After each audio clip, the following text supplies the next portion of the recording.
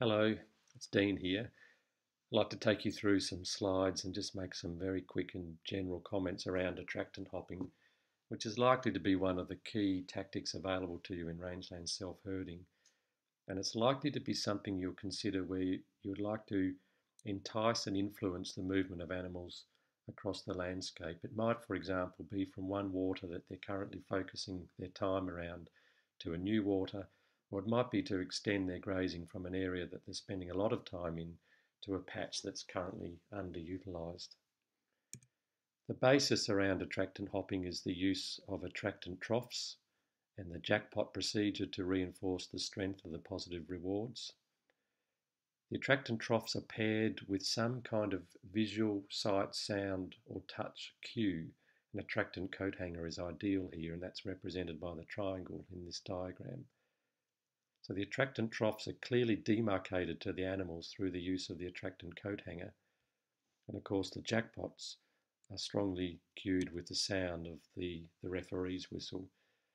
So the troughs are first positioned in an area that's familiar to the animals. Very important to build their familiarity around the troughs and the cues and the procedures whilst they're in a familiar environment.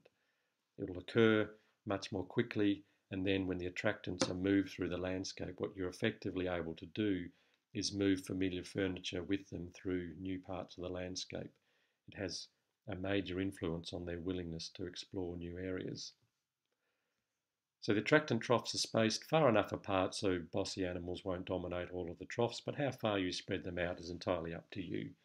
The attractant coat hanger or similar is positioned nearby, hanging on a tree or on a post. And the jackpot is offered as frequently as is appropriate and convenient for you. It doesn't have to be on every occasion, it's entirely up to you. 3 loud blows of the whistle and the jackpot's offered either in a trough or on the ground.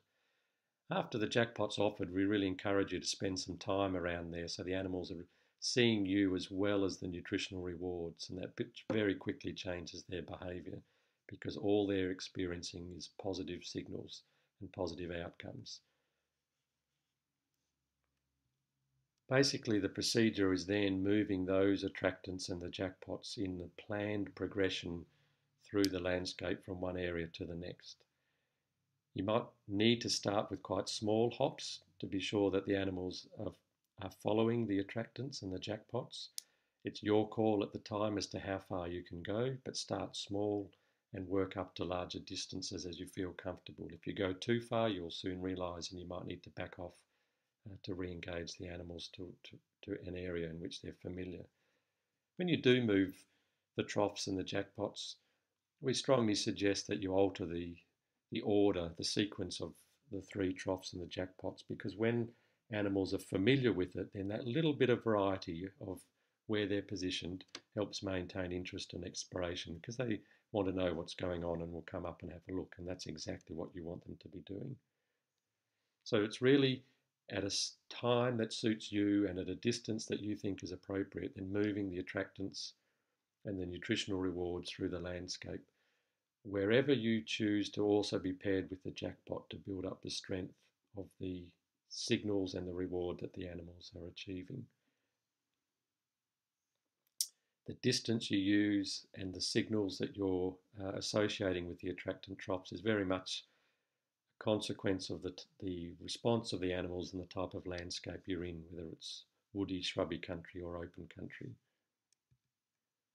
The intention with attractant hopping is to influence a reasonable portion of the animals and not expect to get 100% following in a single mob tightly around the attractant troughs. That's not what this is about.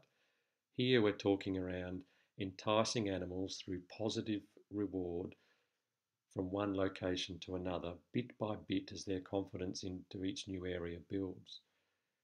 We've seen with GPS tracking of animals that in some individuals will want to return to their previous location before then continuing on towards the intended destination. It's a very different outcome and result when animals are allowed to express that choice than being forced from one area to the next. It becomes built into their positive grazing culture, and their willingness to move into new areas thereafter is much more likely to be positively rewarded. So that's a quick overview. Love to talk to you about it some more if you like. Until then, bye for now.